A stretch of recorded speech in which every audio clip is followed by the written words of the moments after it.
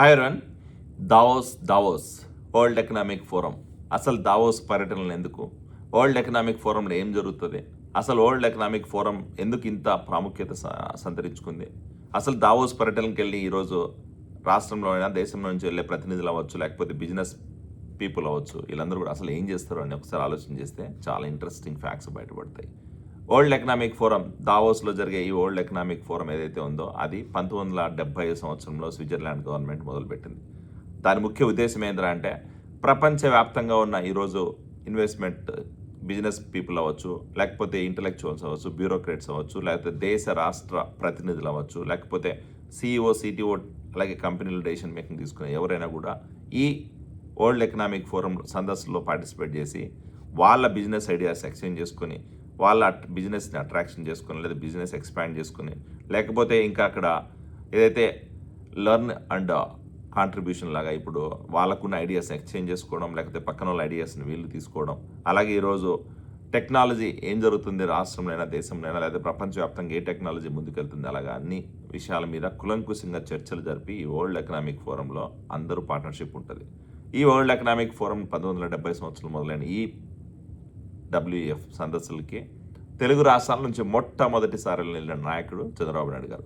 1997 సంవత్సరంలో chief minister అయిన 2 సంవత్సరాల కాలంలోనే వరల్డ్ ఎకనామిక్ ఫోరం దావోస్ పర్యటనకి వెళ్ళి ఆ రోజు మన రాష్ట్రంలో ఉన్న వనరుల గురించి, మన యూత్ దగ్గర ఉన్న నైపుణ్యం గురించి, మన రాష్ట్రంలో ఉన్న రిసోర్సెస్ గురించి, మన రాష్ట్రంలో ఈరోజు ఐటీ కానీ, లేకపోతే ఆటోమొబైల్ కానీ, మెకానికల్ కానీ, లేకపోతే ఫార్మా కానీ, లేకపోతే రియల్ ఎస్టేట్ రంగంలో కానీ అన్ని రంగాల్లో మనకున్న వనరుల గురించి ఎక్స్ప్లెయిన్ చేసి రాష్ట్రానికి పెట్టుబడులు ఆకర్షణ ధ్యేయంగా మొట్టమొదటిసారి 1997 సంవత్సరంలో ఈరోజు చంద్రబాబు నాయుడు గారు ఆ రోజు పర్యటన చేశారు.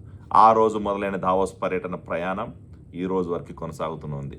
తెలుగు రాష్ట్రాల కోసం, తెలుగు ప్రజల కోసం, ఆంధ్రప్రదేశ్ భవిష్యత్తు కోసం, ఆంధ్రప్రదేశ్లోని యువత ఉపాధి అవకాశాల కోసం ఈరోజు ప్రతి సంవత్సరం దావోస్ పర్యటనకి వెళ్ళి వరల్డ్ ఎకనామిక్ ఫోరంలో ఈరోజు మన రాష్ట్రంలో ఉన్న వనరుల గురించి, మన రాష్ట్రంలో ఉన్న రిసోర్సెస్ గురించి, మన యువత దగ్గర ఉన్న నైపుణ్యం గురించి అక్కడున్న బిగ్ ప్లాట్ఫామ్లో ఎక్స్ప్లెయిన్ చేసి రాష్ట్రానికి పెట్టుబడుల ఆకర్షణ ధ్యేయంగా పనిచేస్తున్నారు. దగ్గర 18 నుంచి 19 సార్లు దావోస్ పర్యటన చేసిన ఏకైక చీఫ్ మినిస్టర్ ఈరోజు దేశ చరిత్రలో చంద్రబాబు నాయుడు గారు నిలిచిపోతారు. ఈరోజు దావోస్ పర్యటనకి వెళ్ళిన ప్రతిసారి రాష్ట్రానికి వేల కోట్ల పెట్టుబడులు తీసుకొచ్చిన చరిత్ర చంద్రబాబు నాయుడు గారిది.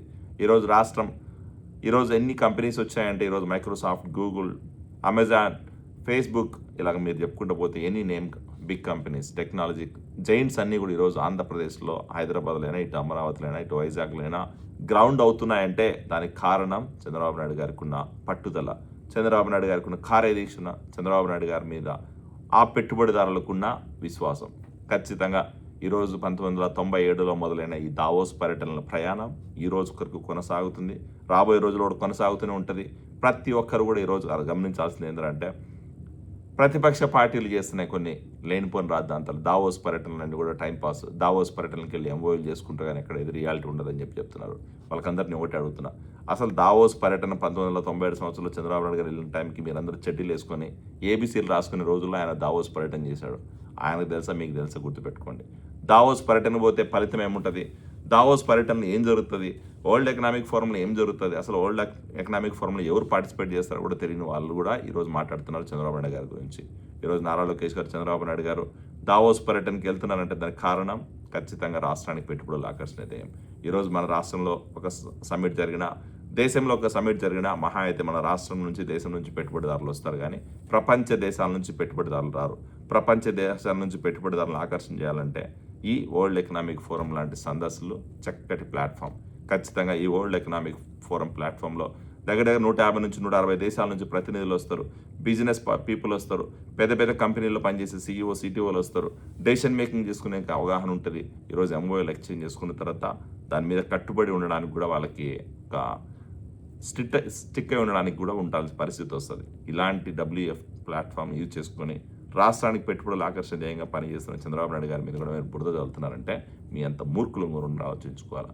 ఖచ్చితంగా ఈరోజు దావోస్ పర్యటనలు అనేది రాష్ట్ర భవిష్యత్తు కోసం, రాష్ట్ర ప్రయోజనాల కోసం, రాష్ట్రంలో ఉద్యోగ అవకాశాల కోసం, రాష్ట్రానికి ఈరోజు పెట్టుబడులు వచ్చి వాటిని గ్రౌండ్ చేయడం కోసం మాత్రమే దావోస్ పర్యటనలు జరుగుతున్నాయి.